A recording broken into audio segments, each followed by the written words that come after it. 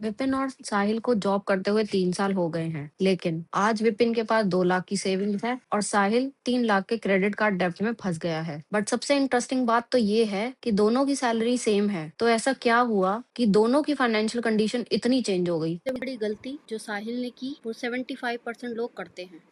साहिल ने सैलरी बढ़ते ही अपने लाइफस्टाइल को बहुत तेजी से अपग्रेड करना शुरू कर दिया था। New phone, online shopping, weekend parties, bike बेचकर कार ले लेना और हर जगह एक ही चीज यूज हो रही थी और वो है क्रेडिट कार्ड। लेकिन दोस्तों, क्रेडिट कार्ड का सबसे बड़ा एडवांटेज भी वही है और सबसे बड़ा डेंजर भी स्वाइप करना, जो कि बहुत ही इजी होता है और जब स्पेंडिंग इजी हो जाती है तो खर्चा कंट्रोल से बाहर हो ही जाता है। अब महीने के एंड में जब साहिल ने अपना क्रेडिट कार्ड बिल देखा तो वो शॉक हो गया। उसका क्रेडिट कार्ड का बिल आता है 78,000, जो कि उसकी मंथली इनकम से भी डबल था।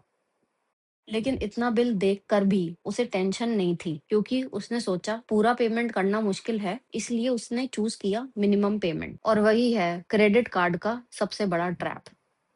लेकिन दोस्तों, क्रेडिट कार्ड का इंटरेस्ट होता है 30 से 40% पर ईयर, और जब आप सिर्फ मिनिमम पेमेंट करते हो तो इंटरेस्ट का साइकिल शुरू हो जाता है। दूसरी तरफ विपिन ने अपनी सेविंग्स को कैसे और बढ़ाया जाए ये सोचना शुरू कर दिया था और वो उसकी गाइडेंस लेने लगा। विपिन ने अब 5,000 की एसआईपी इन्वेस्टमेंट को अपने मंथली प्लानिंग में ऐड कर लिया। अब विपिन हर मंथ 11,000 रुपए की सेविंग्स करने लगा। धीरे धीरे विपिन की इन्वेस्टमेंट ग्रो हो रही थी। अब विपिन का पैसा भी उसके लिए काम करना शुरू कर रहा था। ये होती है पावर ऑफ कंपाउंडिंग, जिसको हम बाद में इन डेप्थ डिस्कस करेंगे। एक तरफ साहिल का पैसा इंटरेस्ट में जा रहा था और दूसरी तरफ विपिन का पैसा ग्रो हो रहा था। दोनों की सैलरी सेम थी, लेकिन हैबिट्स ने उनकी डायरेक्शन बिल्कुल अलग कर दी। अब साहिल के पास 3 क्रेडिट कार्ड हो चुके थे और डेट धीरे धीरे बढ़ रहा था। क्या साहिल इस साइकिल से बाहर निकल पाएगा या फिर डेट उसकी लाइफ को कंट्रोल करेगा? इसे हम कंटिन्यू करेंगे नेक्स्ट एपिसोड पर, जो है debt spiral. Thanks for watching our video. Please like, follow and